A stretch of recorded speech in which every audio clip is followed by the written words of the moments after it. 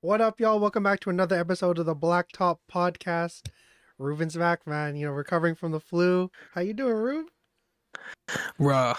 Yeah, I'm gonna tell you right now, that was like the worst. So I got back from Calgary and basically I was fine up until like I got back on the Tuesday and then Thursday I started feeling like something weird in my throat. I was like, oh man. Hey, pause. Hey, yo. Let's start that again. I've just felt something weird in my throat, like a sore throat, and then I started having like sipon, if you don't know what that is, like runny nose. And then Oh, coughing, and then all of a sudden I had body aches and I had a fever and I was dizzy. It was not a good like week and a half, bro. But we back. true. I We back in mean, the hood. at least it's now. A few years ago, that would have been cause for concern. Know what I'm saying? See, that's what I'm saying. But like, I'm gonna be real with you. I feel like it was COVID. It just like I tested myself 3 times and it said negative. So I don't know, man. Hey, I don't it is really what it know. is. Are you feeling better now, though? Yeah, I'm feeling solid. I still have like some congestion, but Mm, it is what it is. We back in the hood. true, true, true. So yeah, Christian had to work today. He got a little promotion, so he's off doing his thing there Yeah. for a bit. But speaking of promotions, Daryl Morey is a liar, and I will never be a part of an organization that he's a part of. Let me repeat that. Daryl Morey is a liar. Man, we were just talking about it. The funniest thing about that quote was that it's like I don't you can't even really tell. It's like in a mall or something, and there's like it looks like it's about to be the start of like a basketball like camp with kids or something. Yeah, Nah, bro. but I don't know, man. I think it was like a full audience of kids, yeah. but I think it was a broadcast. I think he was like filming for something. Mm. So I don't know. Did you see his recent interview? Was that the one like in like a field where the Yeah, guy yeah, was with that saying, dude. yeah, where it's like it's kind of there's no repairing it or whatever it is. Yeah, there's no. Yeah, it's like beyond repair. Yeah, I mean, if I'm James, I can see it from both sides. But if I'm James, I definitely feel slighted because you took the pay cut. They used that money to get PJ. Now you're supposed to get paid this summer, and they kind of pull the plug on it. But I mean, Yeah, it's just like I feel bad, but it's like this same kind of cycle with James Harden where everything post Houston has kind of he's been wanting it to be like Houston where he wants everything catered around him. He wants yeah, to be the guy, but obviously that's not the case. So, I understand why Philly has the hesitancy to offer him like a big max, but, you know, if I think if anything, it just puts a big stain on Philadelphia in terms of like if I'm a player and I'm hearing like they make promises they're not going to keep, it's a big stain on them for sure.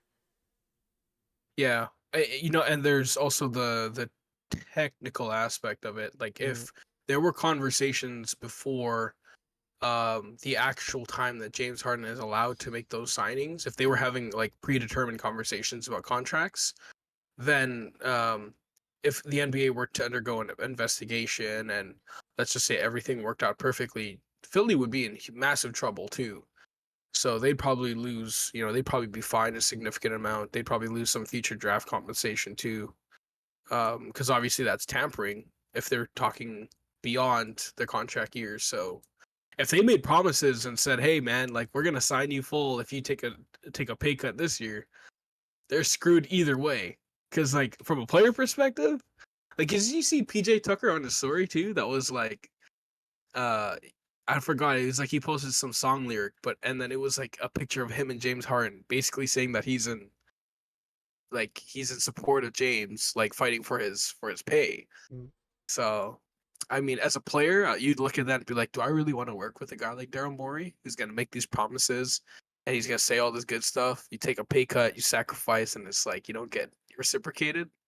Like, that sucks, man. That sucks. Yeah, I feel like it's definitely kind of it's interesting not only in terms of the immediate, especially with what's going to happen with like James saying you want to play in China with like all the teams that have like kind of garnered interest, but now it's sort of there's no point because he already doesn't want to be there.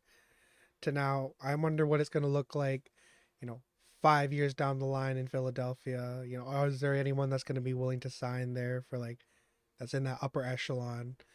But then even that, I think I don't want to get into the whole like he took this out his bio thing, but I did hear Yeah, I don't, Joel yeah, took the thing out. So, I mean, Christian and I talked about it last pod where I was yeah, asking the question if Joel's the next superstar to go, but I mean, the writing's kind of on the wall to where I think if there's a team that's gonna fall out of the top six at this point, when you look at the East, aside from the Nets, Philly, I think, is definitely a big candidate for that at this point. yeah.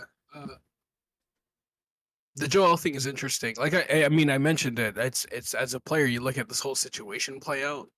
Like it looks like the players are in support of James.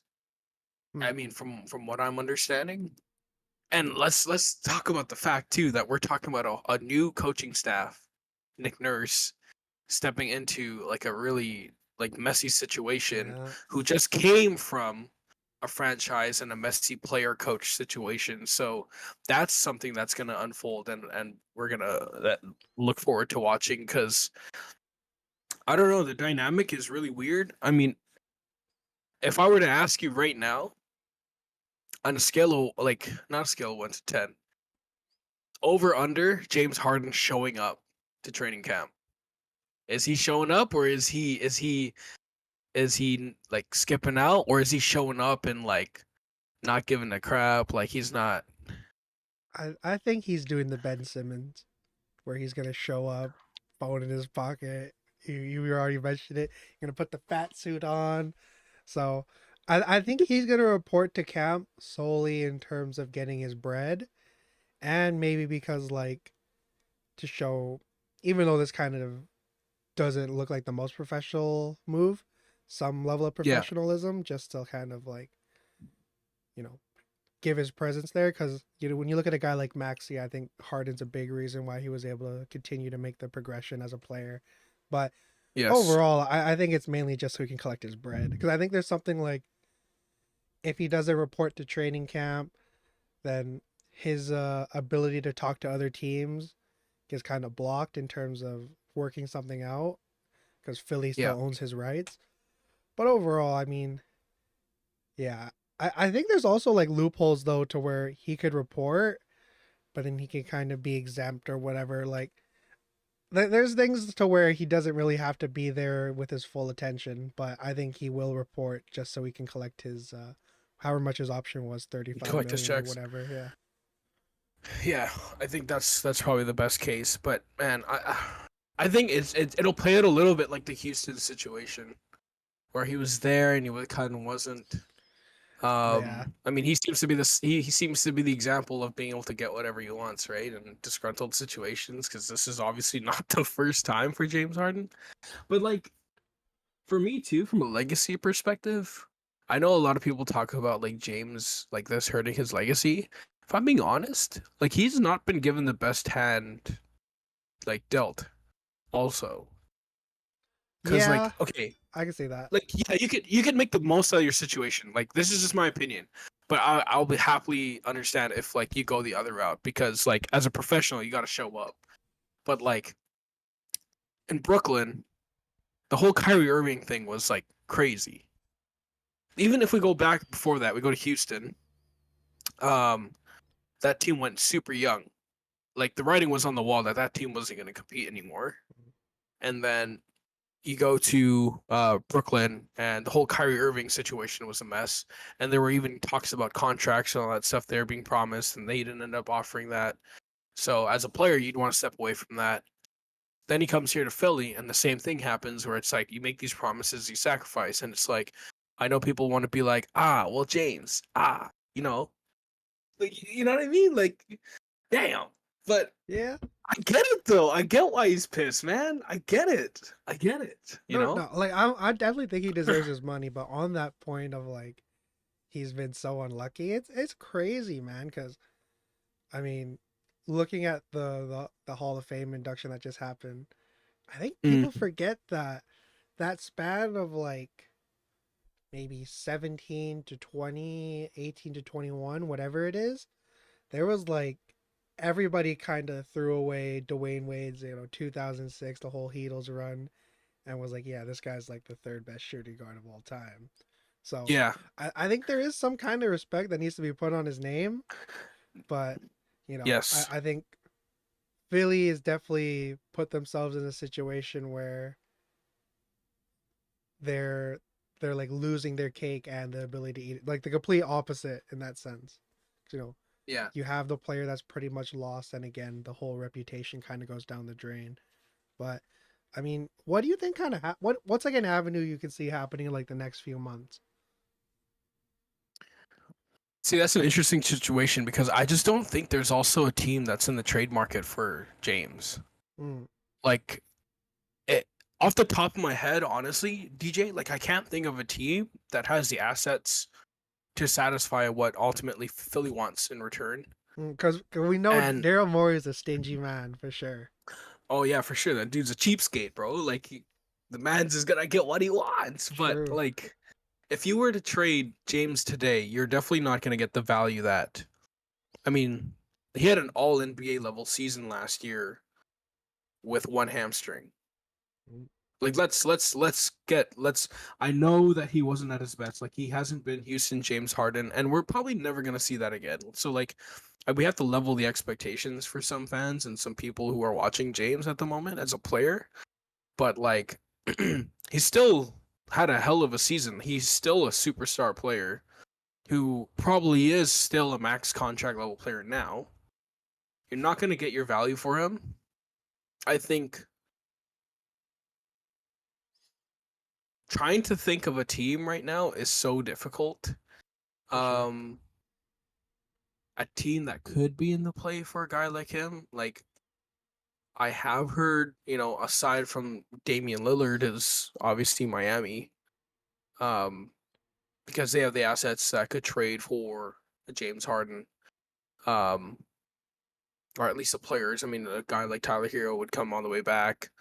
Um, but yeah, you're probably looking through the teams right now and like trying to think of where he could be best fit. Like I don't know, man. Like Yeah, there's it's tough. like okay, I'm gonna start doing it with you. I mean, okay, the team that was rumored all summer long was the Clippers, but there's no assets coming back to Philly that makes them as good as they are with James Harden or like better. And like they want to sustain the level of play that they had last year. If I'm not mistaken, they were third in the East, right? Correct. Like if I'm not mistaken, I believe it was Milwaukee, Boston, and Philly. Yeah. So I think in terms of like if they were to take a Clippers trade of what was it like Terrence Mann and Norman Powell and a couple draft picks Yeah, for and I think James Roko Harden, just to make it all match. I think that's a good package, but I feel that's not helping them win. They're not yeah, going over the hump with that, you yeah. know. So I mean, it's a fantastic trade for the Clippers if they can get it done, but like that's tough, man. That's tough. Like I'll, look around the league. Maybe Chicago. I mean, if they're willing to I trade can like see Zach that, Levine, but I feel like overall, I don't know if anybody's really going to be willing to offer a trade at this point because it's kind that's of what I'm like saying. Philly's lost all their leverage. So, I mean, I'm not gonna lie. If he were to go to China, that would kind of be kind of hype. You know what I'm saying? Bro, is he gonna do the whole Messi move? Was it Messi that move to MLS soccer? I feel like it's more like Ronaldo and all the guys that are moving to Saudi Arabia. Yeah, because Yeah. he's gonna get bare cash over Oh there. yeah. You already Like, know whatever team he's playing for, they're gonna put him in a nice house. You well, he's a know. fan favorite too in China because he Mm, played for Houston. And that has a huge like a Chinese fan base, yeah. obviously with Yao, and he's there every summer almost. So, damn, that'd be interesting. But I mean, like, But it's also like I think you know, I don't want to. insert a level of hierarchy, but we also know the fact is the fact. James Harden is too legendary of a player to go to China, respectfully. Yeah, yeah. Respectfully speaking, that man's not going to China. Yeah. Like, So I no think matter how much they pay him, he's yeah, not going to there's China. some kind of middle ground to where because I feel like a buyout is really the only way that Harden could get what he wants. But then it's also like Daryl Morey also needs to swallow his pride. It's either, you take your pennies on the dollar and leave with something, or evidently James Harden gets his way out and you leave with nothing. I know Philly fans who probably listen to this. Like, if we use what you said, the Clippers trade, take pennies to the dollars. Like, as an outside perspective, as a Raptors fan and you as a Bucks fan, we can both say a Terrence Mann, Norman Powell, Rocco, and draft compensation is not a bad deal at all for a disgruntled superstar. Mm-hmm. Like, Terrence Mann and Norman Powell are both playoff contributors. They are both proven guys. Rocco, same thing. He's a veteran, and I think in some cases, I think even though Rocco's obviously on the older side, he's a guy who can step in as a veteran wing player, 3-and-D. Terrence Mann provides a level of ball handling, his ability to defend multiple positions. He obviously can create. Norman Powell's a high level like microwave, right? The dude can get hot. He can score different ways. He's obviously a great shooter. Um, he's a dynamic guard, which would look really nice alongside a guy like Tyrese Maxey. You give Tyrese Maxey the keys, like the foundation becomes Yeah, his, there's and then there's like an avenue to where you do that, yeah, and you're not going to lose as big of a step as it seems losing a guy like James Harden. Definitely. and and also with that being said, DJ and I aren't both saying like, oh, like this team is gonna be better with without James Harden, because like there's no team that's gonna be better losing a superstar. But like if Daryl Morey just said, okay, I'm gonna swallow my pride here, take pennies to the dollars. Do I see them being the third seed in the East? I could still see them being the third seed in the Oh East. yeah, Do I give them? if you Yeah, lose that and then you have the step up from Maxi, and then maybe Joel gets that sense of urgency to like, whoa, it's not a big three anymore or whatever. Maybe Tobias Harris finally lives up to the cash. You never know. yeah, and he played pretty well last season in Oh the yeah. playoffs too.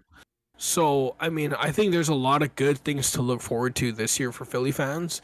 I mean, they've been unlucky overall just because of the fact that Joel's literally injured every playoffs. I mean, the best run they could have had was in 2019, and we all know what happened then. Mhm. But they've always been competitive. They've always had a shot. They've just always been a Joel Embiid injury away from being better than where they finish. So, I mean, I think all this to say is like the whole James Harden situation is really screwed up because both James and Daryl Morey shot themselves in the foot, Mhm. if I'm being honest. But I would lean towards James on his side to be more like I think Daryl Morey kind of screwed up the optics for other players, and loyalty and all that kind of stuff. Like the dude sacrificed like massive money last year Mhm. so that they could sign PJ Tucker, that could bring in all these different players. And obviously it didn't work out, so Hey, it's well, tough, we'll man. see I what don't know, happens. I bro. I feel like we're definitely in the dog days. I kind of just want to see what happens because Yeah. speculating's great and all, but I'd rather see what like actually unfolds. But yeah, we'll see what happens. I have a question to ask you All right, too, let's hear since it. we're moving on from James. Like, I'm sure you've seen some of this stuff. Do you think the Toronto Raptors trade Siakam or do they extend him? Oh man, I've seen both yeah. sides already happening, and it's like I have no clue what's going on. He's not even working out with the team. I mean, he's at Rico Hines runs with some of the players and some of the coaches, but I mean, our team's really working out together already at this point. Because when do no, I training mean, camps start? Like the end of the month, maybe. yeah, it's beginning of September, but teams are working out already. I feel They like they do it low key. They're not allowed to yeah. though, actually. But Yeah, I feel like we're still at the point where everybody's meeting up and going to runs and stuff like that. I mean, I think yeah, Sunday there's like that. that one that's going to be at SFU where it's like a bunch of Ball like don't stop. yeah, a bunch of solid role players playing in that. But Malachi Flynn, hey, Malachi Flynn. Whew. freaking my If guy. there's an expansion, he might be the pick just to get some kind of hometown love. But then he still ain't gonna play. Maybe. Yeah, back in Seattle, why not, bro? She. But yeah, But I feel like the avenues. I feel like Masai is. If it wasn't, if this makes any sense, if it was a guy who was the same as Pascal Siakam, but it wasn't Pascal Siakam, I feel like they'd trade him. But I feel like because Masai has such a big, like,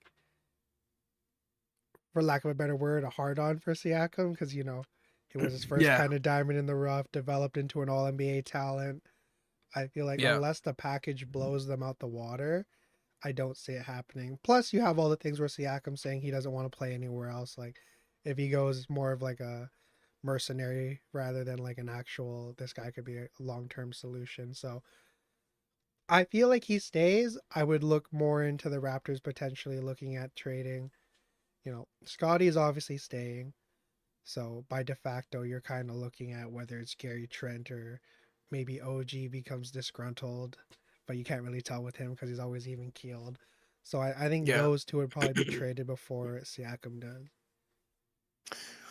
yeah. That's interesting. I have seen that too. It's the reason why all these talks. There's so many moving parts to it. So number one, it's giving Scotty the keys. Number two, it's the fact that the team believes in OG, that they believe that he can be way better than he currently is, and they see a projected growth that Mikal Bridges took when he was in Brooklyn. If he were to take a step up, at least in like the pecking order, in terms of the team's like hierarchy. So making a trade for Siakam, picking up young players, like this team would then go into a full rebuild mode. But with Siakam, you're kind of forced to have to compete. You're kind of forced to have to be good Yeah. because if you're going to pay a guy a max contract for several years, your team has to be good because like if you have that kind of money on the books without salary cap, like without flexibility with the salary cap, without young players, I mean you do have young players. Like the Raptors are obviously a really young team. But to have the level of talent on your team like Siakam, you don't want to end up in a situation like Washington, where you have Bradley Beal sitting there for multiple years. You don't want to have a situation where you have Trae Young in Atlanta and they're constantly a 7-8 team and they make the Eastern Conference Finals once. And we've seen like other teams in the past, like several superstars, stay with teams and be mediocre because quite frankly, Pascal is not a number one guy, but he's good enough to be a number two, and like that's as good as it gets in the league. Like there's very few number one guys in this league: Giannis, Jokic, LeBron, KD, Steph. Like that's pretty much it that have won at the highest level as the number ones. Kawhi, right? Like, but Siakam has a proven winner as a number two. So having that talent on your team, you have to make a decision. No So doubt. it's either you buy into that and you build around that, and that would have meant trading a guy like Scotty for a Dame Lillard. I'm gonna go as far as to say trading a guy like Scotty for a James Harden, right? Or last year trading a guy like Scotty for a Kevin Durant. Like that's what it means is you have to buy in on your talent. You can't. It's so hard to develop both, and I don't think trying to think about it now. A perfect development project that also won. Like I feel like the only time that's maybe ever happened in the history of the league is like maybe Timmy coming into his rookie or second year and he won already with David Robinson. I feel like that. Yeah, I know what you're saying, but I feel like that's kind of like a really big like what's the word when it's like That's outside? as an outlier. Yeah, Like yeah. yeah, I get it. I get it because they were bad for 1 year and then David Robinson came back from injury. I can't remember what that situation was Yeah, like. I We feel were like both like all their guys were injured. Definitely, I was like definitely 3 years David old that Robinson time, so was, but I don't think I was yeah. even in my daddy's. But anyways, Yo, I that's don't even hilarious. think I You still existed. swimming, bro. You still swimming. I don't even know if I was swimming yet, bro. Puppy. That was 1999, right? That he got that they won. And I Was it? think 99 was the year that they won with Robinson the last year, and that was Timmy's second year in the league, if I'm not Wait, mistaken. is Timmy's? Oh wait, no, sorry, He was drafted in 96, no? no, because '96 is the Kobe draft, isn't it? It's Kobe draft, right? Yeah. But wasn't okay, wait. Well, Let's you get know this what shit right. though? I think I feel like it Sorry, feels like 97. Sorry. so the year 97 after. draft. Oh, okay, Yeah, that so makes his sense. 98 season was a rookie year, and then his 99 season, they won the I championship. feel like it's skewed because like of the whole Timmy being like a 4 year player. That's true. I mean, again, so I'm just using it as an example. Say, like very rarely have we ever seen like a team try to compete and win, and also be like, let's put our chips on the table and develop a guy like Scotty. Mm. Oh, and we have Pascal Siakam, all NBA player, top 15 player in the league, and let's go try and win a championship. The two things very rarely happen because like your best players, they have to be experienced at that level, or at multiple seasons and seasoned to be able to compete at a high level. And Scotty's second year looked just like his rookie year, if I'm being honest. Like there wasn't a whole lot of growth from him this past year. And I'm hoping it's kind of like DeMar DeRozan's road of growth, where DeMar was really good for a year, good second year, third year was awful, fourth year was all right, fifth year was, and then sixth year he blew up and became the superstar he did. Like some guys just take longer to find that growth, or their potential. But yeah, like to stop the rambling, if you have Siakam and Pascal, like you have Siakam and Scotty, like you kind of got to make a decision, man. Like I don't want this team sitting in the middle of the pack every year, and that's currently what I see their projection being. I see this team being like maybe the best seed that they could get this year is the sixth seed, Yeah, and even right? that feels like that's like if everything goes right. Nah, If I know everything what you goes mean. right. I do like because the whole package is centered around like him going to Atlanta for Dejounte, essentially, right? So from what I read, that was in the talks, but actually what was offered was something like DeAndre Hunter, AJ Griffin, and I believe Onyeka Okongwu was potentially included in that, and multiple draft Oh, picks. That wouldn't have been bad. Like that's I pretty actually wouldn't. decent. I would have pretty decent, but like from a talent perspective, for you to stay competitive and still be able to be like, okay, the chips are on the table to develop Scotty, you'd want a guy like Dejounte back, right? I Um, feel like maybe it's also hard for I this could be like completely kind of out of the blue and completely wrong, but I feel like it's hard for a team like the Raptors to kind of go full rebuild because I think being the Canadian team, being like the exclusive ones in the Canadian market, it was already a hell of a grind to get to this place. To yeah, now where if you kind of recede back to where you were before even DeMar, not to say that Toronto would ever lose its team, but I feel like that's kind of somewhere in the back of their mind to where if we want like Canadian basketball to stay in Canada, you got to keep like being at least relevant, I feel. You know what I mean? yeah. No, you're definitely right because even when they were winning, this people were Yeah. weren't paying attention to this team. Like that's just a known fact because I mean, even as a now, team I in Canada, like did you see they only have one national game like the entire year? they have one TNT game, three NBA TV games. So they have Yeah, that's four, nutty. like technically four nationally televised games, but only one on a major market or on a major Yeah, television. and that's less than teams like Yeah. Charlotte, who's going to be Buns, and then Well, Portland, they're gonna be who are buns, probably but going they to be have also Lamelo Buns. Ball, who True, clearly people want to watch more than. true. I think it's a combination of obviously like Toronto not being a very good team last year. They don't have hot names other than Scotty and Grady Dick. Um, Grady's going to have a like top 10 jersey, man. yeah, Yeah, 100% he yeah. is, 100% he is. You buy your Um, Dick jersey yet? yeah, oh, not yet, man. You got to make sure Dick he is stays on made. the team. Yeah, I gotta make sure you see. Yeah, but I think he'll be fine. Like, I want to buy that jersey, but at the same time, You just want to be man, 100% certain. yeah, I'm kind of crying about the fact that I got the only NBA jersey on my thing right now is a Van Vliet jersey. So, That's okay. That's okay. man, I gotta get some new merch, but I think Grady will be on the team. I just don't know if I'd spend the money to buy a Dick jersey. I'll probably say that for a Scotty jersey, You know, but maybe you got some relatives going to the fields, ask them to hit up the markets and all that. You Oh know, yeah, and then get like the fake ass Grady Dick jerseys and just get true. like all in different colorways. Yeah, Be like, hey man, got dick on my back. man. Yeah, they didn't even sell this Put dick one. on me, dick on me. Grady Dick. We're talking about Grady Dick, guys. Oh my goodness. Yeah, yeah. Put it on me, man. Oh my lord. Well, I mean, we'll see what happens. I think if we're It's one of looking those like at the it's just three big like, guys to get traded to kind of bring it all back yeah, together, I feel like Siakam's probably the lowest on that in yeah. terms of like it actually happening. Because I feel like again, Messiah I think is going to hold his chips a little too close to his chest, and nothing ends up happening. If anything, I think one avenue I can see as well is maybe you give it this like the first half of the year, see how your team Very flows together. deadline. Yeah, and then deadline similar to like a KD thing maybe. But yeah, we'll see what happens. Or they could just trade Scotty for Dame. Hey, that would be Take the risk and see if that he'd would be report. kind of nasty. Well, I feel like Dame will report wherever.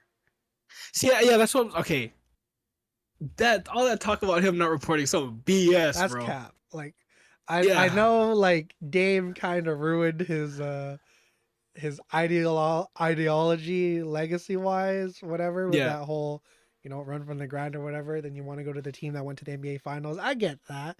But I feel like if he wherever he goes, he'll still report for sure.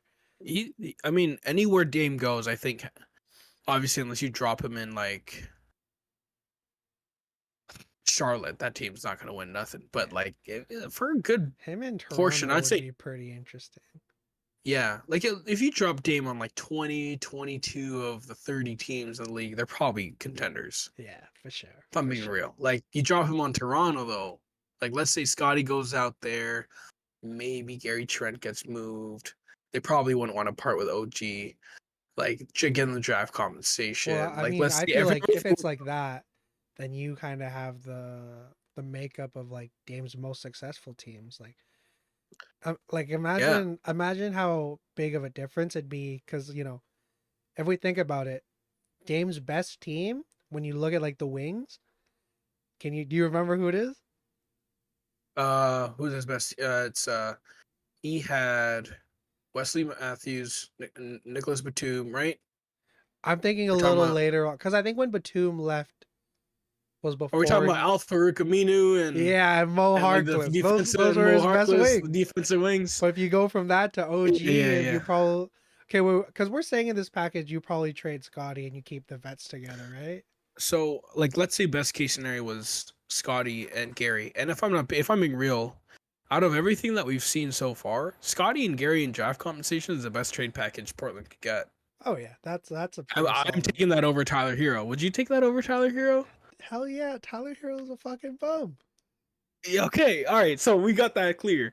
So then your starting lineup is literally Damian Lillard. Let's say Grady Dick or Dennis Schroeder. Don't forget about that dude. Mhm. Or like you could put Otto Porter in that thing. Or Garrett Temple. We just signed Garrett Temple, the old vet. I think if you play Garrett Temple more than 10 minutes, his knee's gonna pop. But yeah, He's it's like he's probably there to Grady be. Dick. Yeah, You got OG, you got Pascal, and you Jakob Pertl. That's a pretty nice team, bro. pretty That's a pretty nasty. nice team. That's Bubble a pretty legend. nice They team. got bubble legend Garrett Temple, man. That's what I'm saying, bro. And then they got Otto Porter off the bench. He's nice and healthy coming into the season, right? Like you're gonna have Dennis Schroeder as your backup guard. That's a You'll have pretty Precious solid team. Achua, Boucher Oh still. I mean, man, I'm just saying, bro. I'm that just saying, like, hey, that does sound nice. Not gonna lie, right? it Like, do, it do. I'm just saying. Hey, I mean, damn, Masai. Like, damn. Come on, bro. Anyways, if there's anything y'all can take away from this first half an hour podcast, it's that there's not a lot to talk about. So, obviously we got the World Cup coming up. Sorry to like kind of breeze past it, but obviously, me and Ruben, we are Canadians Yes, and sir. Team Canada. Looking's pretty spicy so far. It looks pretty solid, but we did have like a huge name pull out of the team, and it's obviously Jamal Murray. Which, Yeah. I read the article. I think it was all again. I think it was very wishful thinking he'd actually play, but just the idea of Shea and Jamal sharing a court together. I'll wait till Paris. That's gonna be nasty. But I totally understand the whole like one, not only just getting off of an NBA season where you won the chip, but then two, having that be your comeback season off of like an Achilles from ACL, whatever. Yeah, ACL injury. So I understand, but you know, this is all to say, Ruben, how you feeling about Team Canada, man? Like I think you mentioned they lost to was it the DR today? Yeah, Dominican they Republic? lost to Dominican Republic. But Man, they Carl Anthony Towns gave them the work. hey, that's what happens when you got Dwight Powell and Kelly Olynyk and Zach Edey Yeah. guarding. But I mean, overall, this team I think has got a lot of upside for sure.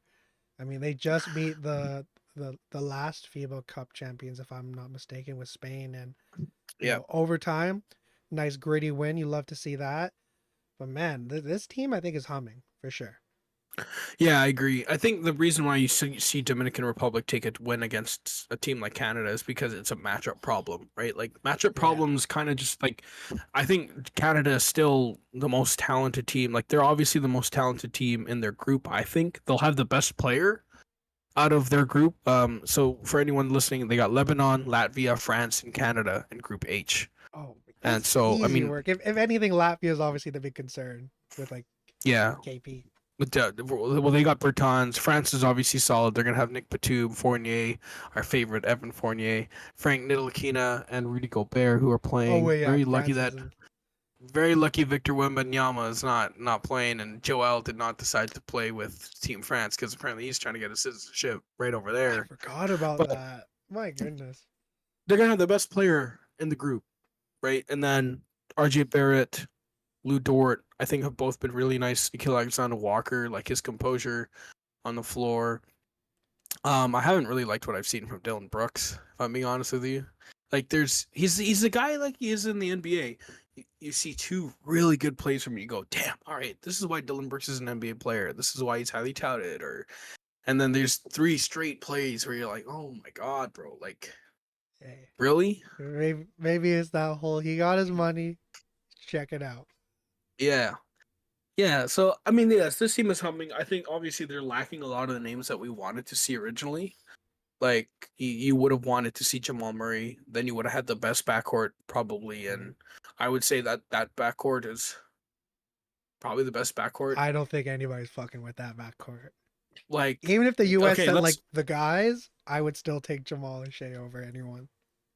So right now, like I think their starting backcourt, if I'm not mistaken, is Brunson and Tyrese Halliburton. Yeah, that's then typically what they roll with.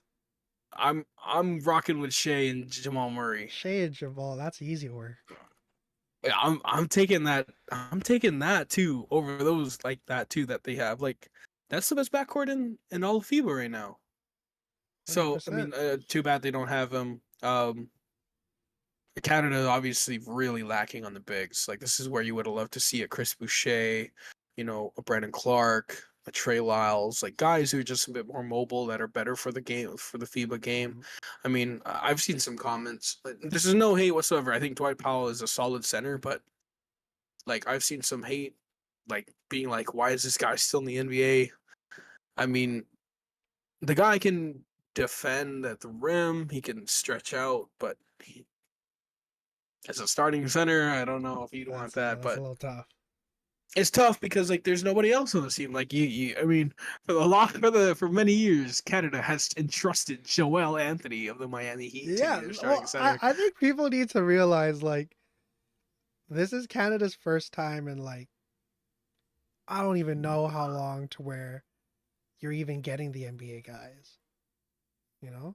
Yeah, yeah. So I I mean, mean, I think as much as like I'd feel confident in saying Canada could win the whole thing if like everything were to fall in their place. I think this is just like I think you want to use the World Cup as a way to kind of announce your presence.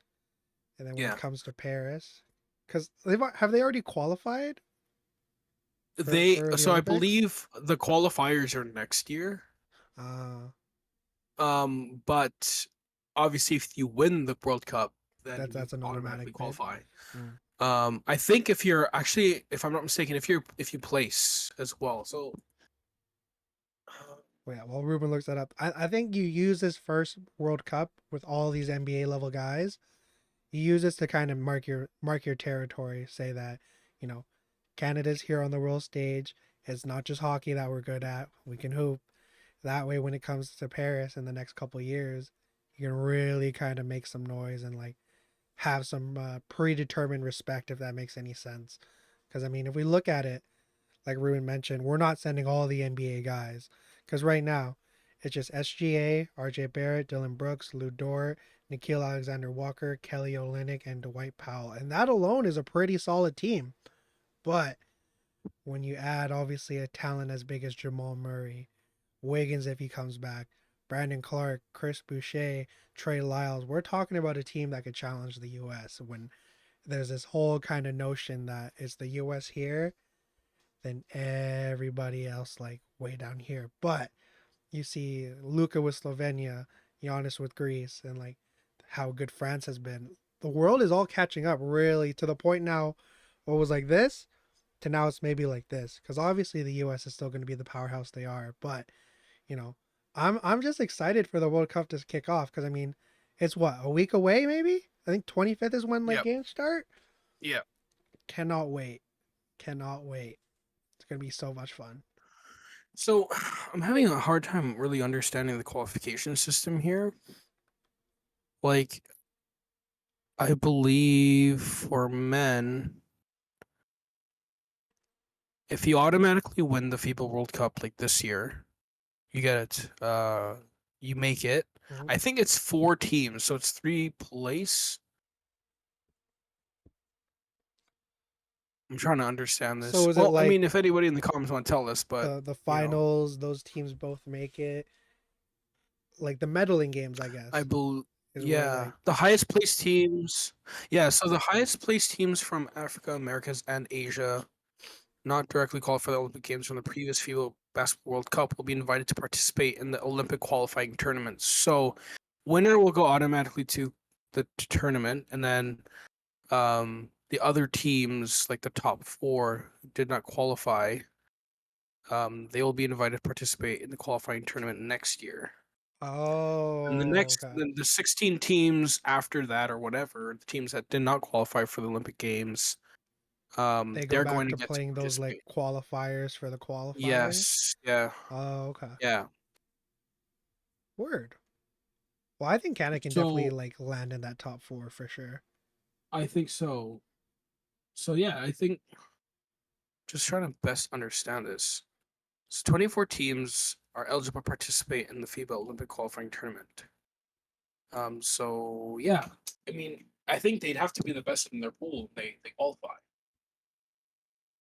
They qualify for the Olympics.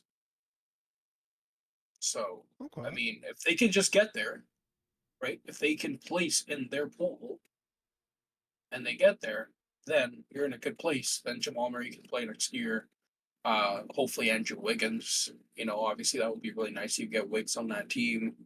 Um, I mean, there's a bunch of other names that we're missing. I mean, I'd love to see guys like Ben Matherin and Shaden Sharp and Oh, forgot. Yeah, that. See, that's how like, that's how crazy it's been in terms of like Canadian talent coming in. Because we forgot about Maxence Prosper who just came in this year, and he's a dog.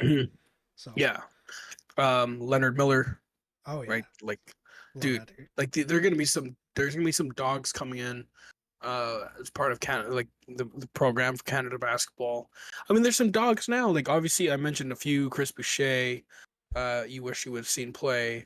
Andrew Wiggins, obviously, Brandon Clark, Trey Lyles. I'm sure I'm forgetting way more names.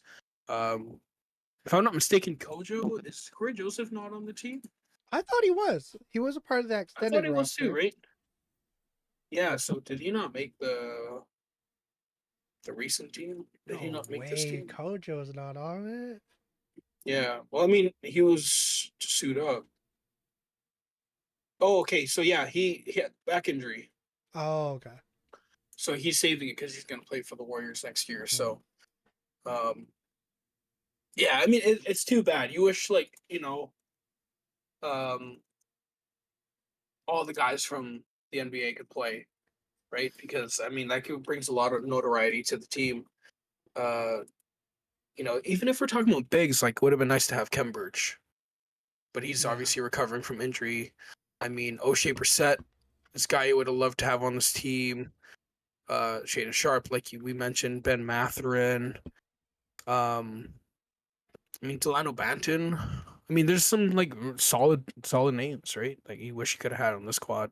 Hmm. I mean, overall though, gonna be a good time. I'm excited for Yeah, sure. I'm just excited to see how Shea plays. Like I think he's gonna make a name for himself on the international stage.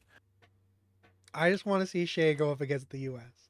Even if they Yeah, lose, if Shea gives up 30, I'd be yeah. so He's a satisfied. dog, bro. Yeah, Hmm. Shea. Oh man, I love Shea. Man, it's too bad Jamal Murray couldn't play, bro. Can you imagine True, Shea and Jamal true. Murray? Man, Wait frick. till Paris. But moving on from there, Ruben, brother. So as we said, there's not a lot to talk about, so we got a couple freestyle topics that we're gonna go on. I call this one build a FIBA, Ruben. So you Hmm. have your players build, their finishing, their shooting, their defense, their playmaking, their bag, and their dog. Obviously that's like the heart and all that. So the only rule is you can only use one player per country. So we can't just rifle off, oh, give me Ant's finishing, Tyrese's playmaking. You only choose one player for country. Does that make sense? Yeah. Okay. Let's try this again. Let's try it. Okay. So we're gonna go in order. So you have your build, your finishing, your shooting, your defense, your playmaking, your bag, and the dog. Okay. So if you want to pull up that link I sent you earlier with all the NBA guys participating. All right. We're right here. All right. Let's go to the mother suckers.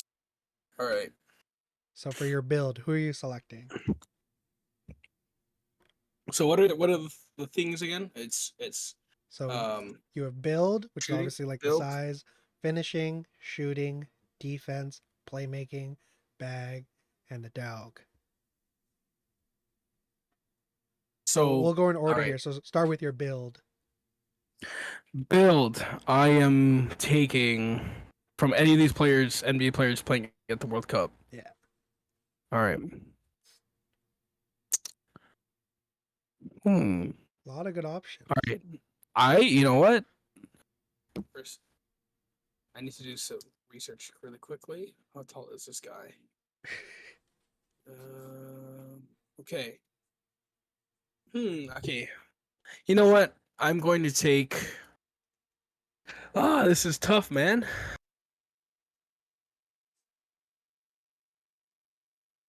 Definitely, yeah. Because it's like Let's you don't want to take. take a country too soon, kind of thing. Yeah.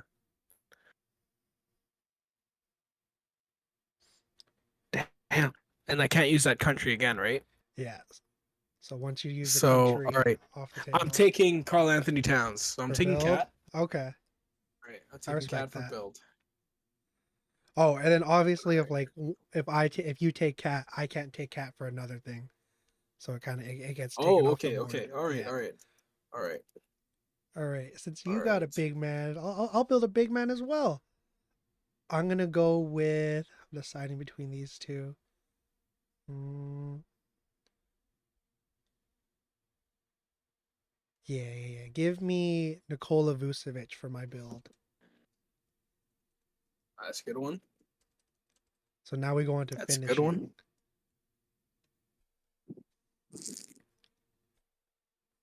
Finishing. God damn. I don't want to go to the States. I do not want to go to the States because, Yeah, I feel like it's just like thinking of when you actually go there. damn. Who is a good finisher outside of. It's tough, man. Okay, you know what? Fine. I'm going Canada. Let's take SGA. Oh, dang. Okay. Yeah. Ah, I mean, he's fantastic around the rim, right? Like true. so I got to take SGA's finishing. I was hoping. Well, I never thought I'd get SGA unless I like totally reached for him. But I thought you would have waited till the bag. But I respect that. Okay, for Yeah, finishing. I have someone in mind for the bag, but I feel like you might Mm, take him. for finishing. Oh man. Hmm. This is tough. Cause yeah, Shea is. Oh man. Mm, let's see here. Alright, you know what? You know what? I'm gonna do it. Give me. This is gonna feel like a little bit of a reach. Give me Paulo Banchero for my finishing. Oh, Give me I like PB. that. All right, he's got a pretty good like bag around the rim. Oh yeah. Well, I Like mean, he's got the floater his game. first game caught a body. Yeah, yeah, exactly. So I mean, you need those guys. Like if you're a true finisher, you got to finish over the contact, right? So True.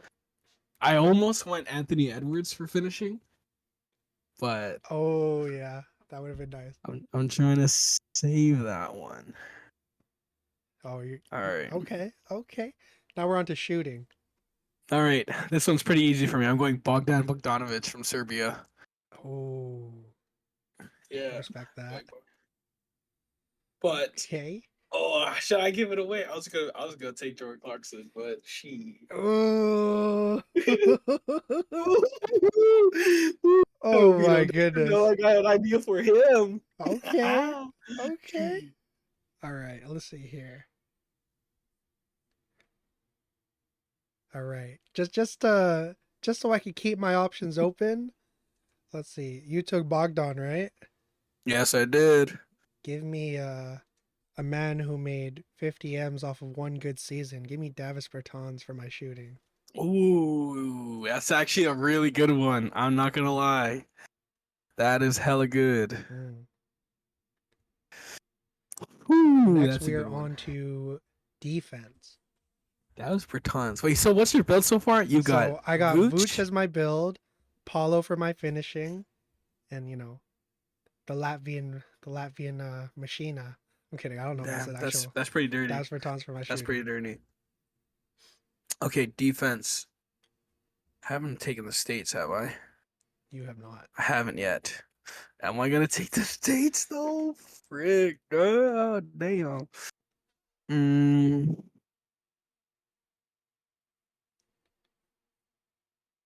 yeah, but this dude is straight up like overrated on the defensive end. I was thinking. You already know who I'm thinking about, but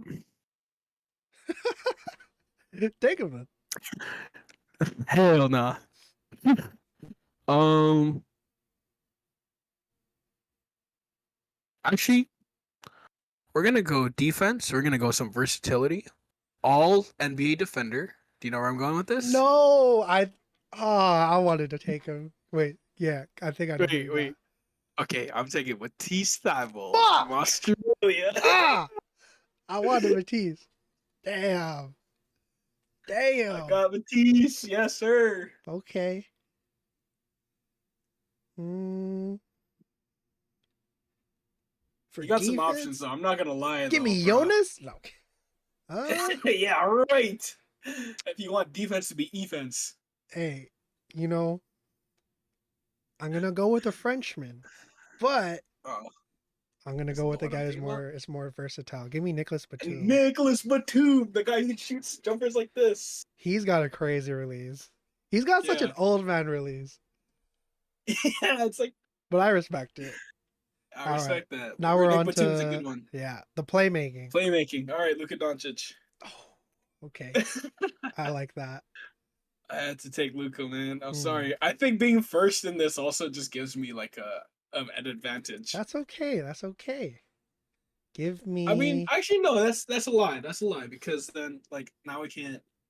You know, it is what it is. Hmm. Give me Josh Giddey for my playmaking. Ah, that's a good one. See Yeah. over the defense, flashy passing. He's probably Hmm. a bit of a Luka Doncic incarnated. Oh yeah. This one, next one. I feel like I know where you're going here. Bag. Bye, young McGee.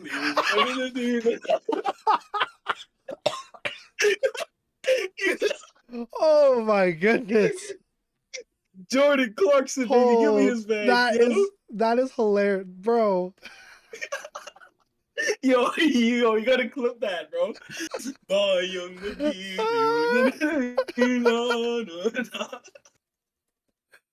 Oh my goodness. Yeah, I'm gonna time stamp that. Holy. You know, Yo, I know you're taking.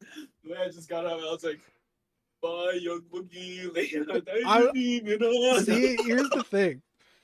I felt like you were gonna take Clarkson, but I thought you were gonna go like hit me with some shit.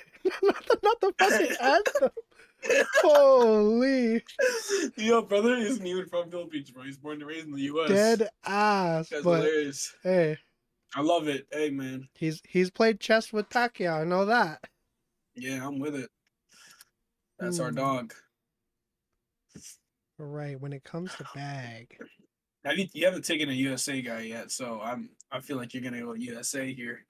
Or am I off? Ooh. I could. I'm looking There's at some the. there's some there's some bags on here There are still. definitely still some bags for show. Hmm. You know what? Just for the memes, man, I'm gonna go with my fellow Asian brethren. Give me Kyle Anderson. Oh my gosh, that guy has actually got bagged though. If you really think about it, Yeah, slow mo. yeah. When you look at like how slow he plays, his shit should not work. But Yeah, I dude, he's think, got a bag, bro. oh yeah, He's Kyle. a 6'9" slow forward with ability to handle, pass, like He create like off the plays like dribble. he's a de facto point forward, man. Yeah, that's a good pick, bro. All right, Damn, you really about to have like freaking Victor Wembanyama up in this beat. I'm gonna have a guy who's my guy's better than Vic, man. He That's doesn't have true. That's true. stick. True center. All right, All right, last one. And before that, let's all give right, a recap of who you got. all right. So So my what? Let's hear your build. so my build is cat. My finishing, so like 6'11" forward. My finishing is Shea Gilgeous-Alexander. My shooting is Bogdan, not Bogdan, or not Bogan, Bogdan. Okay. Defense, Matisse Thybulle. Playmaking, Luka Doncic. And the bag, Jordan Clarkson. That's a pretty solid And player the right there. and the dog. I am going USA, You going but it's Kermit? between three. I'm going between three guys for now. I was gonna take Kermit. We're talking about Anthony Edwards, right? Yeah. I was gonna take Anthony Edwards, but I'm sorry to take him from you. I'm taking No, Bobby.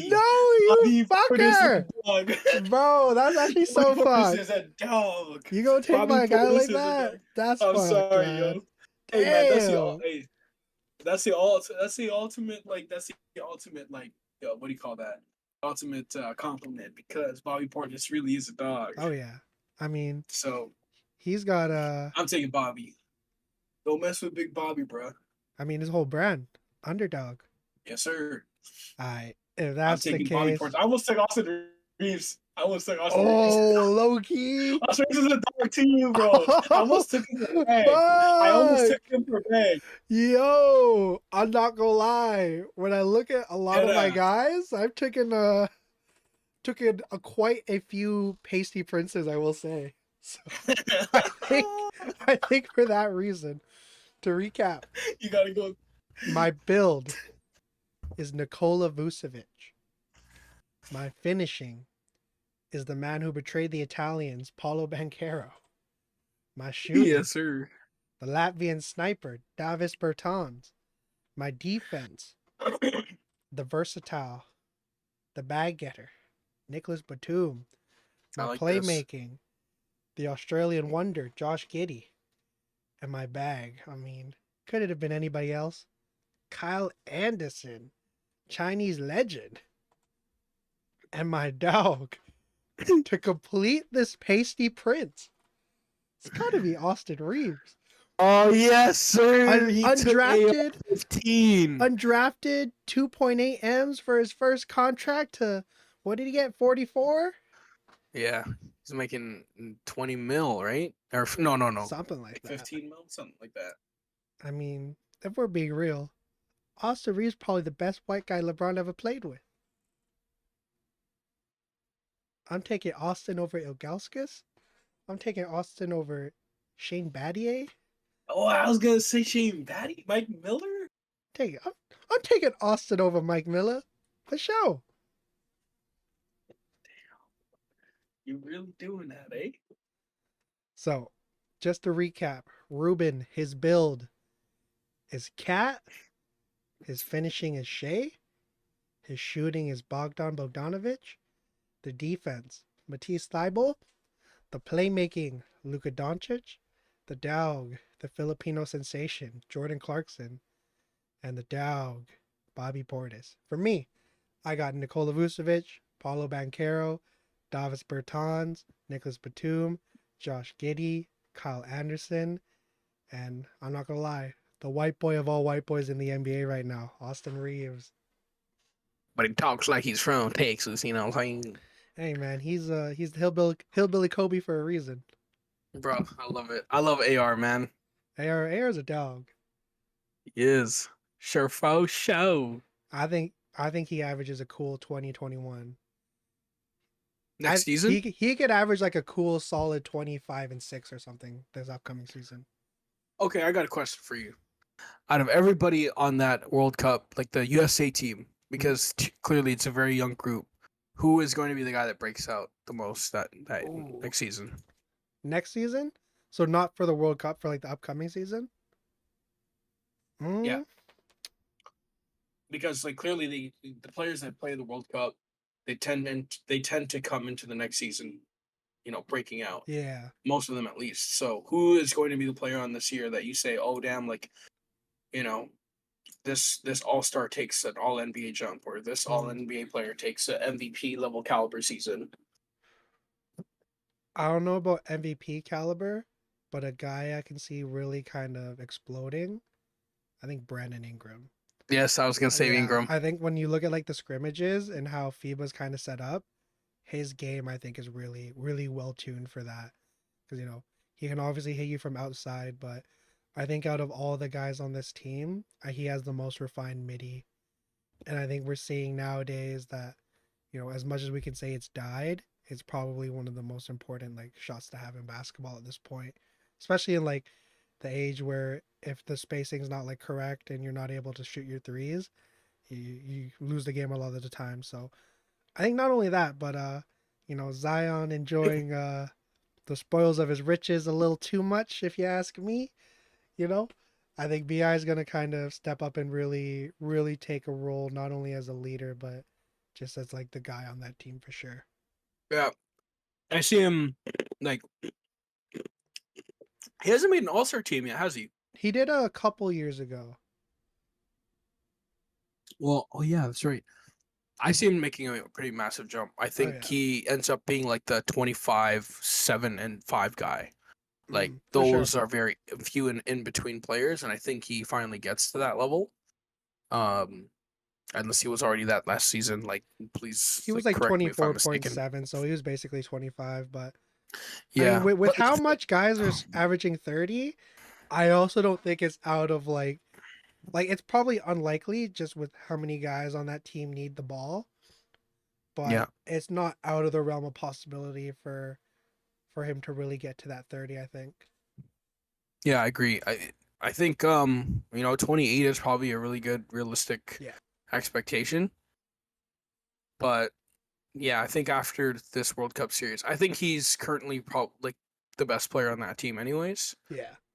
For In sure. terms of like he's probably their main offensive option. So I think you go in a group of really solid individuals, and you come in next season playing for your team. Like I think that adds a new level of confidence. So I see that happening. For sure. For sure. All right, Ruben, you got a freestyle topic you want to bring up, brother? All right. So I was thinking about like looking back at all the plays from last season, right? And we talked about this a little bit. So, to your best of your knowledge, what are your 3 favorite plays from this last season? Oh, 3 favorite plays. Think Feel free to look it up as well.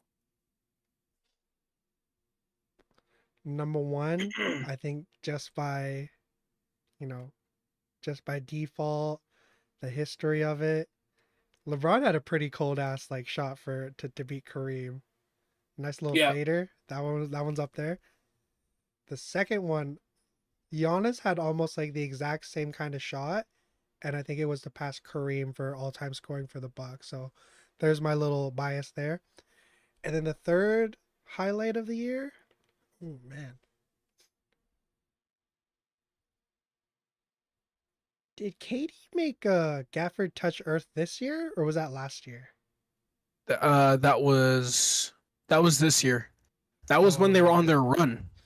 yeah, I'm not gonna lie. That's like the way I think it's not even just like I'm gonna look it up just to reminisce on this.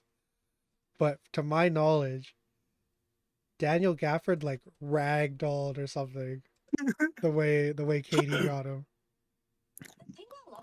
Ooh, That was pretty tough let though, me. because the way he pulled it back that crossover, like Oh yeah. anybody would fall to that. Because like, damn, bro, like Katie Let's at see this. 6'11" Okay, top of is the not supposed key. to move like Oh, that. oh my goodness. The tween Yeah, cross, and it damn. was like a hezzy tweet too. It wasn't like right away. Oh No, man, that was nasty. Like those are really those nice are my three hesitation there. play. Yeah. What about you? All right, so my first two, like I'm kind of thinking about my third one, but my first one definitely had to be Aaron Gordon's dunk. I think that was on Landry Shamet, Oh yeah, Landry got caught. and where he got caught a body and he tried to take the block and he tried to take the block Yeah. the charge. I think the other one, at least one of my favorite plays, was when Fox pulled up from mid court for the game winner. Oh yeah. Who was that against That again? one, um, I can't really let me look it up again, but that one was a pretty dirty play. I'm gonna try and go through this. I can't remember who that was against, but it was a pretty insane game winner. I feel it. It was against like I think it was Orlando.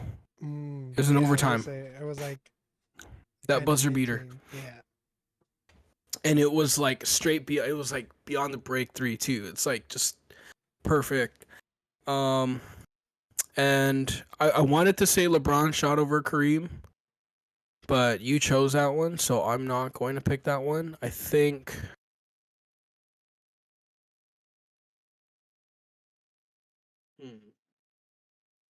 What was my other favorite play?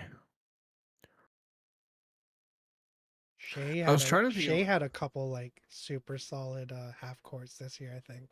He had some pretty big shots. Donovan Mitchell had a lot of good plays this past season. I know he had one on the break. I think it might have been against Brooklyn, but that I can't say that my favorite. The one that shouldn't Uh, have counted for the 70. yeah. Well, that was yeah, that one. There was one that it was like it was on the fast break against Brooklyn. But you know what? I think I'll have to go the easy choice, and that was John Morant splitting two defenders in the screen and roll, cocking it back. I Oh yeah. think that was against who was that? That was against Indiana. No, yeah, Indiana. That was very Derrick Rose like, and he put that one on. I think it was Jalen Smith actually. So Oh, Jalen Smith, man. I had such high there are hopes. some pretty dirty dunks this year, eh? Paulo, Some his pretty dirty first game, dunks. I can remember that one. That was nasty. Oh, dude, one of the best ones was that the alley oop. I can't remember who threw it, where LeBron caught it like this. He caught it and then he reversed it. Oh I shoot. that was this year too. Why do I feel like I'm almost Patrick certain that was this year. Patrick Beverly threw it up or something? I feel. Um, Oh, one guy that we are not getting to see for Team Canada who had a game winners, Andrew Nemhard. Oh my goodness. How could A game winner against the Lakers. Nemhard, yeah. I wonder why he isn't. My You know, God. young guy. There's a lot of opportunity, but I you think know. also because his contract isn't necessarily guaranteed, no? Oh, I can see that. Yeah. Like he was a second round pick, if I'm not mistaken. But I Or mean, no? he's definitely gonna get that second contract for sure. For Yeah. sure. Yeah, he was in the second round. He was the 31st pick, so he was the first pick in the second round. So, yeah, but it's a lot of good plays, man. Like Jamal Murray's game winner against Portland, I think. Oh yeah, the sidestep. Yep. Um, that's a lot of dirty plays. I mean, you could think about every Jokic pass there was this past season too, right? Like, I would even say like not a play, but like a streak. Jimmy Butler when he just went off In against the first and second round. yeah, And he yeah. disappeared after that. Yeah, he disappeared after that. I don't know. I don't know if what it was. Like I feel like it was just straight up exhaustion, man. Like can you imagine carrying a team for I that mean, long? he like even that first round against Milwaukee was like, man, he gave He's pretty special. yeah, he gave this generation's Gary Payton the business. Yeah. You know, Drew doesn't do all the Like Drew, talking, Drew, but yeah. Drew in all actuality is like a top five, I think, per guard defender all time. Well, people call him the best defender Mm. like they've ever seen. Like you see guys like KD and all these guys talk about how Drew's like the best defender they've seen in front of them. So it's like If Drew talked trash, talked that smack, I think he definitely would have like been more of a mainstream player for sure. yeah. But It either is what way, it is. Jimmy gave him the business, unfortunately, for your Bucks. Jimmy fucking owned him, man. Oh, Oh my god. bro. I'd never seen someone get so dissected so bad. And it's like, Yeah, damn. You can't help at that point because you're like, dude, that's true. Like, if it was like if it was a bum who's guarding him, like or just like some random name, like if it it would was like, make I don't know, sense. Rasul Butler, you'd be like, ah damn, yeah, Rasul Butler getting Yeah, cooked. Like bro, Drew Holiday was getting dissected at that point, you kinda bro. just gotta tip your cap I and be could like, literally remember verbatim, like clear as day, because that series ended in five. I remember being at my girlfriend's house. We were cooking or something, and I was kind of watching the game passively. And then her mom turned on the game, and I watched my team just have like implode. I haven't seen that shitty of offense since like the Raptors fucked us.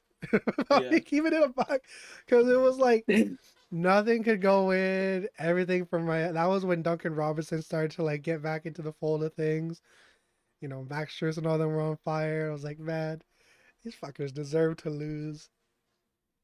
The Bucks imploded like that submarine that went down to see the Titanic. Bro, did you see that shit was piloted by like a A Logitech controller? yeah.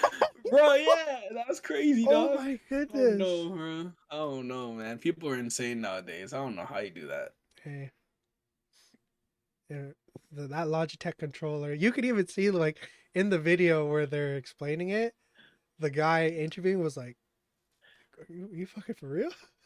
Yeah, like you're using a game controller to take care of your life. Like Not even you're putting your life in the hands of the game controller. Like not you even the really first want, man. party one, Yeah, the bro. third party God damn. controller. Shit. Gee. But I got another one for you, Ruben.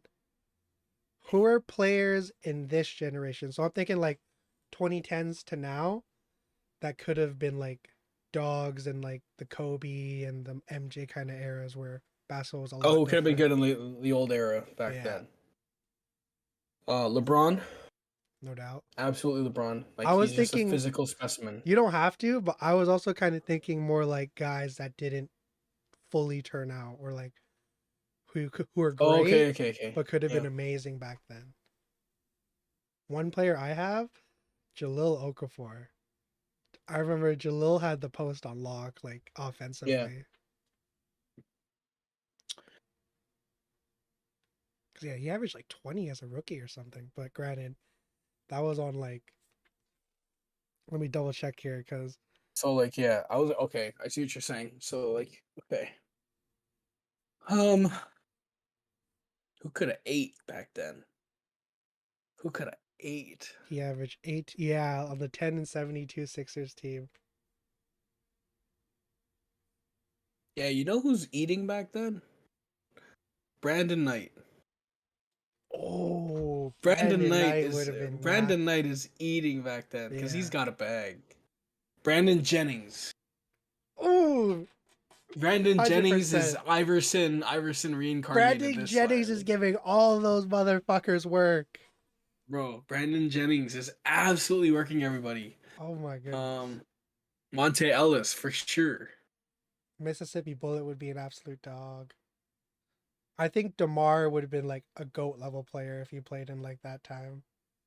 Because like his I think so too. size, he's like his game Yeah, is like mid-range identical to game. something of like a MJ. And his athleticism Oh yeah. was just beyond like insane. I mean, if you compare it to that time, there were only very few guys. Like Michael's athleticism, that's what made him the GOAT because his athleticism at that time was nothing they've ever seen before. Like you'd seen Dominique Wilkins, but like the ability for Mike to have the hang time that he did, especially shooting jumpers where he would stay in the air and he would kind of do this. I Um, think that and he still maintained a wiggle to his game. I think when you yeah, look at Neek and like Sean Kemp, they're like more bruisers than like being able to like go off the bounce, I feel. yeah. Oh, another guy? You're gonna like this one. Granted, if he had the injuries he had in his career that now, then definitely wouldn't have been able to play, but you put Sean Livingston in that era? Six Oh yeah, seven, dude. lanky, Point middies guard, all yeah. day. Oh my goodness. Well, he was touted to be an all-star before the injuries, right? Like you He was said, so it's supposed to like be pretty like insane. he was supposed to be like he was like touted as like a top 15, 20 player ever kind of guy. Yeah, and he was special, bro. Like, and he still ended up making a hell of out of his career when he Oh yeah. wasn't supposed to play anymore. Um, damn, you got me thinking now. Like, Yeah, there's a who's a lot. guy who could kill back then? A guy who's eligible for the Hall next year. You put Jamal there. Granted, I don't think he would have gotten the Oh freedom, yeah, but I think just the level of creativity he had as an offensive player. I think if you put him in either the era before his or after his, he definitely would have had a better career than which he already had a really good career. You know, I mean, he's eligible for the Hall, but I just don't think that the Six Man of the Year award garners the respect it does. So yeah, that's my little tidbit to say. I mean, do you yeah, remember like yeah. well a hot take I made? I said Jamal Crawford would be a superstar in today's league. I do remember that I think if you because put we him were there back talking then about as well. yeah, I think we were because like, it was in the middle of our blacktop. Yeah, it was like that was maybe the first. I don't even know if we'd hit 10 episodes by then. Yeah, we said Jamal because we were really hitting with the hot takes. Yeah, Jamal Crawford would be a superstar today, and I feel like he would because of the space and like the type of offense that play. It's a lot of teams are doing free flow offense, yeah. and so that would have been to the benefit of a guy like Jamal Crawford. It would have been a benefit to a guy like Tim Hardaway. It would have been a benefit to a guy like Jason Williams, right? Like you give these guys the ball in free reign, they're creating something out of nothing. I think if you give Reggie the pace of like today's game back then, that his numbers would have been insane. Insane, yeah. I think a guy that's solid today that would have been a great back then is Jonas Valanciunas Ooh, yeah, yeah, that's a good because pull. he's got a very traditional back to the basket game, but you don't play that level of basketball anymore, and the game's too fast for him to be like as effective as like he was supposed to be. And it's too bad because Toronto screwed him over because he came in as a lanky, athletic, like quick big, Yeah, I and remember him being then quicker in Toronto. yeah, he's an agile big that can defend, and he was good in pick and roll switches. And then now he's a guy where you put him in the pick and roll, and he's on his way back. Like the guy's on his heels because like they put on too much weight for him. So I feel like they screwed him over physically, and at the wrong time because the transition of the game was changing, but people still believed in putting on weight and being Yeah. big as a center. So, I mean, again, if you put today's Valanciunas in the 1993, I feel like he'd be a perennial all-star. For sure, for sure. You Dude was got a any straight other bruiser. ones? You got any other topics to bring up? I'm trying to think right now.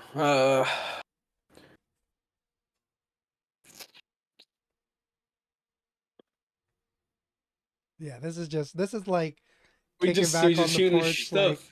I remember back when this guy was killing. Monte Ellis that you Okay, brought up. Monte was a fucking dog. Monte was a okay. Give me your all-time starting five of dudes that were had the bag, dudes that were dope, but like were never like all stars or Oh superstars. man. So like a guy like Monte Ellis would suffice in that name, Yeah. Uh or like five guys that you think of in your head, and you're like, bro, he was dirty. He could play, but he wasn't like a superstar. But if you threw him in this game today, he'd be solid. He's still sort of a household name, like Monte Ellis. Like one guy I would have put on my list was Katino Mobley. oh, Coutinho was Right, nice. Yeah. right. I think Brandon Jennings for sure. Because Okay. I mean, that dude gave Stephen Curry 55 as a rookie. Yeah, as a rookie, he dropped Yeah. 55. That's insane. Who else? Oh man, there's so many other. Larry Hughes, I think, was always like a Mm. super dope baller. I mean, so much so that LeBron, he was like LeBron's second best teammate for a while. Yeah, yeah, he was. I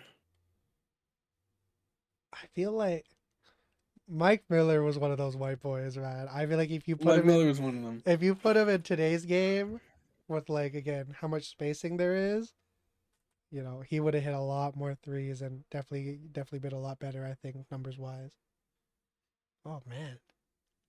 Let's see, wings wise. Oh. I feel like J.R. Smith was like maybe 5 years before like his time kind of thing. Oh man, can you imagine if he played now, Oh like in his man. prime? I Like remember you put Denver Nuggets J.R. Smith on this oh, team. a core memory I always have was I think it was 2K13 where it was like KD, Blake, and D Rose on the cover. I would go to Chris's house in the morning before school and we'd always get one kind of quick play game in. The Yeah, Knicks was like a team I would like very heavily choose. And because this he guy cooked this with guy would J.R. always Smith. choose like the Warriors before they like popped off. But then Clay and like Steph obviously had their numbers or whatever, but Yeah, man, JR, yeah, you put JR in today's game, I think he's cooking. he's what Ja Morant is like scoring wise, I think. But Yeah, without like the facilitating. I like that. I like J.R. Smith in this Yeah. era. My last one though, man. Think about the big men there were. Ooh. He's not really from my era, but I just like I see the videos and I see kind of like the nostalgia guys have about him. But I think like a Brad Miller, you know. Oh, Brad Brad Miller Miller. was one of the ones, yeah. Dude, Brad Miller was a killer. Oh my goodness. Stretch the floor. Mm. Brad. Brad Miller. I just hear the voice of like when they were like ranking top Holy. centers, top 10 all time, like an old video. And Shaq was there and they were like, someone's missing on this list. Brad Miller. And they didn't even have Shaq in the top 10. And That's then Shaq was like, oh boy, crazy. I was about to go. I was some furniture was about to get moving. Who do you got? All right, so one of them is Corey McGetty. Oh, Corey was nice. Yeah. Corey was nice. You got We're Antoine Jameson. talking. We're talking. Oh my goodness. We're for I got Corey. them. Are we talking like Clippers Corey? We talking about Clippers Clippers Corey. Corey was a dog. Clippers Corey's pretty dirty, bro. Antoine was another like Antoine these kind Jameson. of like Scotty Barnes guys that are big but can do everything. Antoine's right in that alley, for sure. Sasha Vujacic. Hey, he took an elbow from Kobe, and he had the balls to push him. Sasha was nice. That boy's stroking it Yeah. this time around, this generation. I mentioned Katina Mobley, but I probably won't use him. Big Baby Davis. Mm, I feel like he could stretch the floor still to in this game. have you watched any of the like Celtics documentaries about that time? Like KG's dog, I think is really good, and Big Oh, what Baby's did they in say it. about him? They talk about this. I don't know if you ever heard the story of like their arm wrestling on like their plane ride, and Was you he know, crying or something? no, but Big Baby was like dogging everybody, and then KG came up to him, and then it was like a whole commotion on the thing, like, and Puppy's like, I got 10,000 on KG, and then this guy's got I got 2 on Big Baby, and when they're going, KG talks about like he's not trying to push it, but he's trying to outlast Baby. Sees like the sweat dripping down his face, sees his arms starting to shake a bit, and then like when he like wins it, he says he got off of the table, like, on the silverback on this motherfucker. Honestly, can Yo, you Gardner's hilarious, can you bro. imagine how much Oh, man. money if the NBA wanted to do? I don't want to say an OnlyFans kind of thing, but if they did one of those here, listen here, brother. If the NBA wanted to make a lot of money, they could definitely like make a subscription based service where they release the mic'd ups of the ones that they can actually put out, like, That would be cool. That would be cool. because I definitely want to hear Draymond unfiltered. I would definitely want to hear KG unfiltered.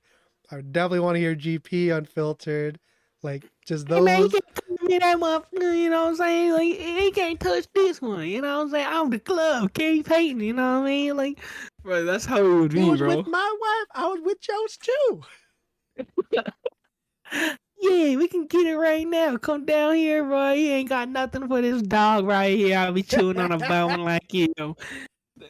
Gary Payton is one of the greatest. You know the 100%. conversations you do Allen Iverson would have had with all the refs back then? Oh my goodness. Oh my Yeah. god. Oh man.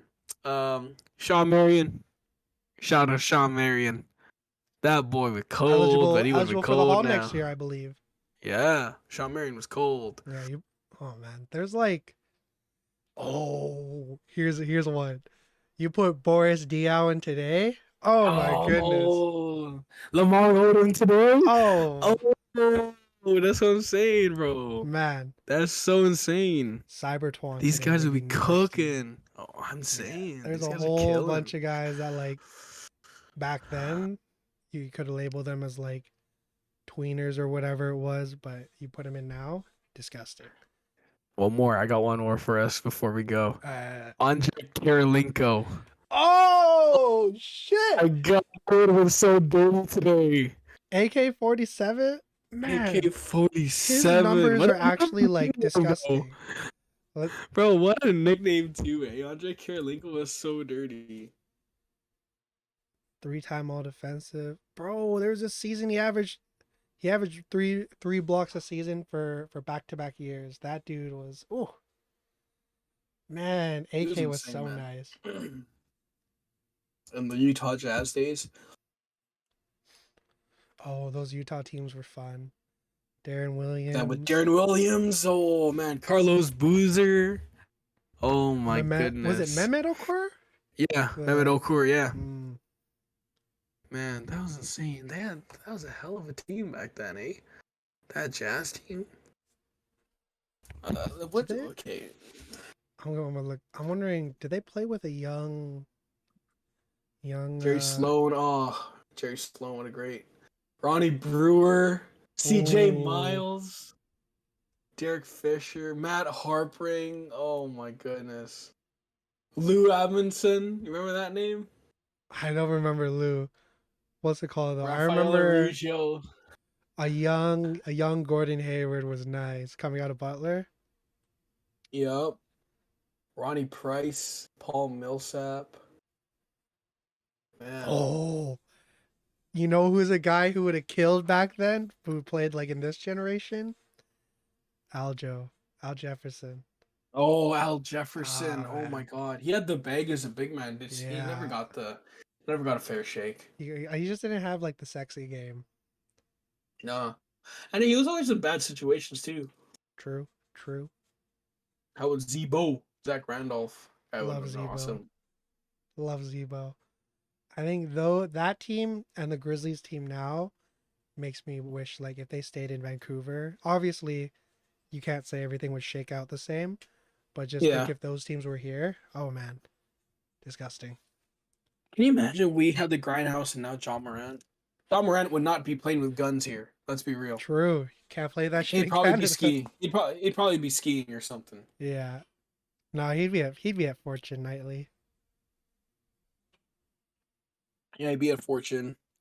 He'd be at what else is there? Celebs or whatever clubs there are. There definitely would have been a bunch of like Real Loves hosted by Jaw. Oh yeah, Real Love's hosted by John Morant and co. Can you actually imagine what Memphis would have been like back then when we had like Rudy Gay and Tony Allen and Mike Conley Oh, and man. then you switch up to this Dylan Brooks in Vancouver. Everybody would hate this city. I swear. Man. And I feel like Dylan Brooks, he is already a menace as he is. But if you put him in like in his home country, I think he would have been Oh even yeah, more like more with his chest kind of thing. yeah. He'd be a pure a hole. No doubt. No doubt. All right. Here's the last one I got for y'all. We can do like maybe a couple of these. So, if you could combine two role players to become a superstar, who would you combine? The only catch is no all stars. Okay, this is a good one. Yeah, I don't think it's that there aren't enough, it's that there's too many. You could There's way think too of like a many. whole bunch of guys who could combine to be a really good one. You gotta think about who was never an all star. I mean, there's quite a few. I remember Okay. I did it once on 2K just to give you an idea, and I made this guy. I combined Buddy Heald with Jared Vanderbilt, Oh, that's pretty dirty. right? Hmm.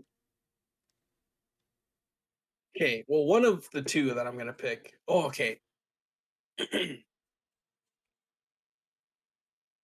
Rudy Gay and Jason Terry. Oh, That's an ultimate offensive bag right there, that's a disgusting player. Oh my goodness. right? Yeah. Yeah. Um, like take Rudy Gay's size, athleticism, finishing And this is ability. pre ACL, so this Rudy could jump out the gym for Yes, sure. with Jason Terry's offensive bag. Ooh. And Rudy Gay was no offensive like slouch by any means, but Jason Terry was like a six man of the year. This guy was averaging like 20 off the bench, like NBA champion. When you talk about like a starting five of I think the best like bench players, he's definitely on that for sure. um, give me Lamar Odom with Oh no, Kyle Korver was an All Star, right? Oh yeah, yeah, With yeah. that BSS 2015 Atlanta team. Yeah, right. Get on my face with that one. All right, fine. Give me Lamar Odom with JJ Redick. That's a dog. That's a dog, right? That is a dog. Who you got? Another one I had, Seth Curry. You combine it with Matisse Thybulle. Yeah, actually, So that that's completes pretty both solid. like biggest deficiency. That would be, and I The can't even ultimate think three and of, D player. yeah, for sure. It'd be like Mikal Bridges on crack. Yeah, that'd be pretty crazy. Because like Seth's got a pretty good bag too, handling the ball. Oh yeah. Hmm. Trying to think right now. Ooh, oh.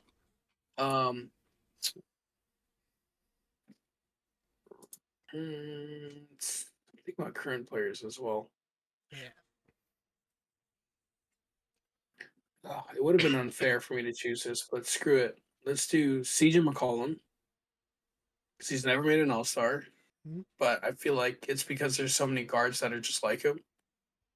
Let's take CJ McCollum with prime Richard Jefferson, Ooh, that's a Darcy player. right? Like 6'7", 6'8", athletic Richard Jefferson with CJ McCollum's like offensive tutelage. Like, come on, man. No doubt. All right, Matt, last Plus one you I got got. I got a couple here that I wrote down. I'm gonna say this one. You combine Cam Thomas with Marcus Smart. oh, that's pretty dirty, bro. That's a dog right there. That's a dog. That's like I don't know, man. That's like the ultimate like offensive, defensive, like all around guard. That's a for sure all star superstar right there. 100%. All right, That's give pretty us crazy. a last one here, Ruben. And it with a Oh bang. my god. All right.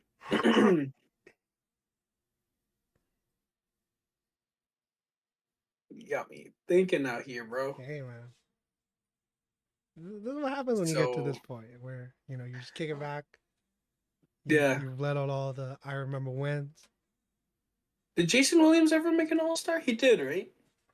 White chocolate? Yeah, I White don't think Chocolate so. made an all star game. He did not.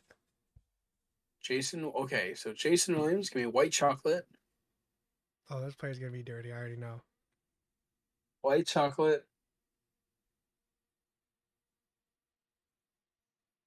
All right, screw it. Let's go White Chocolate with Evan Mobley. Yo, 6'11", lanky, but the playmaking bag. That bro. would be insane. Defend and shoot. That's insane. That'd be like if you combined like kind of high school early Draymond Green where he could get into the Duffy, but then Yeah, if you gave him the intangibles and the IQ of like today's Draymond almost. that's what I'm saying, That'd be bro. nasty. Oh, that's a good one to end off on. I like that. Right? I like that. There you go. Gotta merge the two generations together. 100%.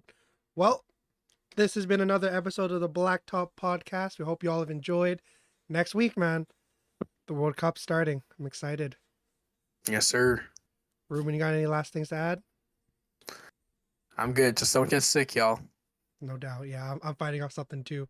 With that, stay safe, stay blessed. We'll see y'all soon. Back shots, back shots.